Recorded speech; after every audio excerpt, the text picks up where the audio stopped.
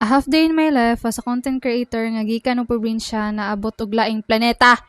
Oh, nagunsa naman sa kadiha. Wa na sa kaninilihok. Mahuman naman ako diri, ikaw nagsigya po kag ligid-ligid diha. Dili ka mo bangon. Latoson ta kay ani silhig karon. Maunay linyahan sa tumang mama mga tiya. Sa una kitay kasab-an karon kita na mga saba. Nagkadugay, nagkaedad ta mga tiya na sabta na jud ako atong mga ginikanan kung anong magsigig yaw sa una nga bata pata. Kay ang ila ra ding tumo nga mapanton og maalam ta.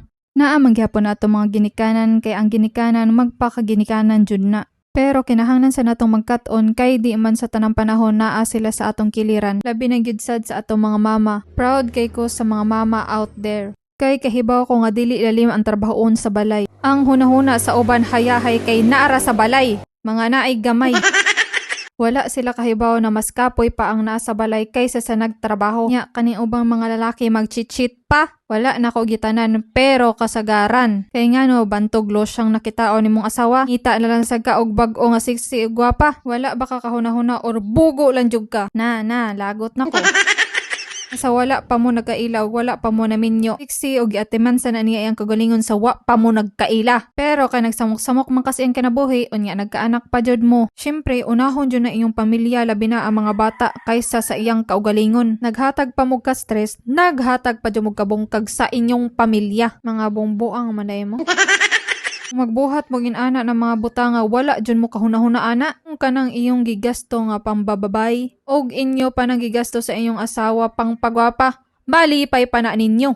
Pero bitaw no, sa kadaghan og lalaking na mga inana, grabe nagpasalamat jud ko nga akong papa buutan kay tanan. Almost 3 years or 3 years kapin na wala sila kontak sa akong mama pero grabe ka loyal og faithful para buyag. Thank you Lord. Naay mga gipantupo-tupo sa iya. Pero wala gyud siya nagpatintal. Kay lagi love kay niya si mama o gihuwat gyud niya si mama. Hay, sana all.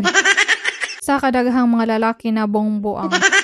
Hinaot na kitang tanan maka-experience og unsay deserve para nato mga babae. Dili tanan babae kwarta ra importante o giapas. Para sa ako alang ha, basig na emotikig diha.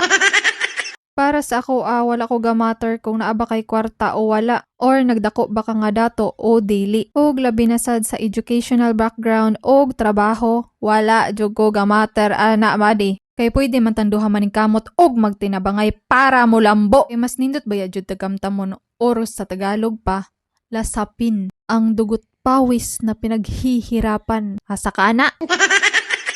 Bitaw kataasan na ba sa akong mga yawit diri eh. Wala naman noon ko ka-focus diri sa akong mga video. Nagtao daw may sa puti na kortina mga tiya kay niabot naman. Kalooy taon aning usa kay nagsiginig tang-tang taod.